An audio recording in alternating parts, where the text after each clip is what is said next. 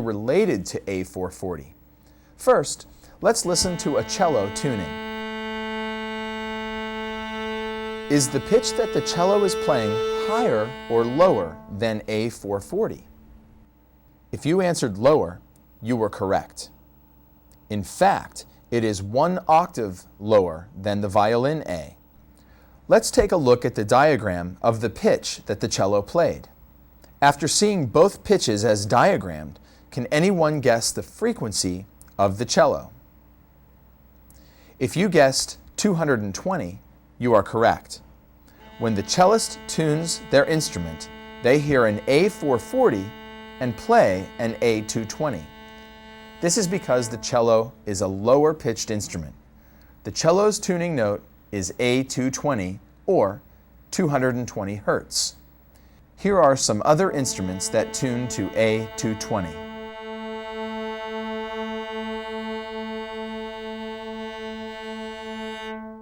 Now let's listen to an instrument that tunes to yet another A. Is this A higher or lower than the cello A? If you said lower, you are correct. If the cello A is 220 Hertz, then what is the tuba A? If you answered 110, you are correct.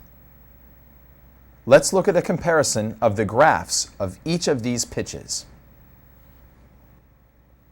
Let's listen to one more instrument playing yet another A.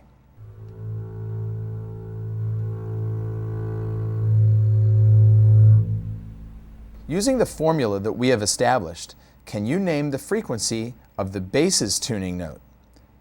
The bass's tuning note is 55 Hertz or 55 cycles per second.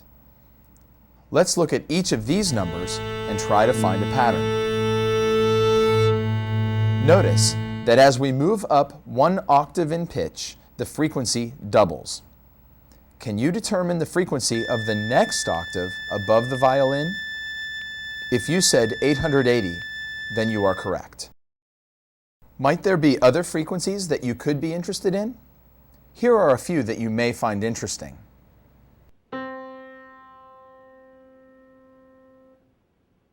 This is the lowest open string on an upright or electric bass.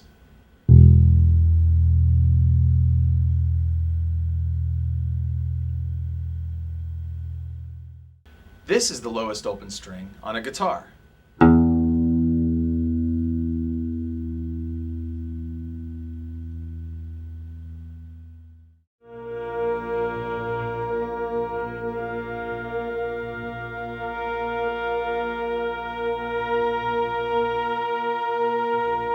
Let's review all that we have learned today. First, the sound is created by changes in air pressure. Second, these changes occur in a wave-like motion. Third, faster waves or frequencies represent high pitches. Slower waves or frequencies represent low pitches.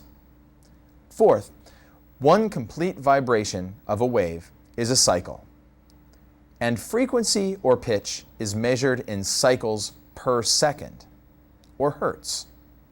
Finally, octave relationships between pitches are represented by a doubling relationship.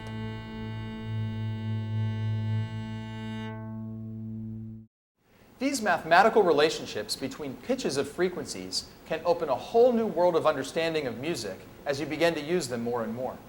In the next lesson, we will discuss the notion of complex waves and the unique sound of each instrument in the orchestra. I hope that you have enjoyed learning about frequency today and how it relates to our lives. I look forward to working with you again in the future. For now, so long from the North Carolina School of Science and Math.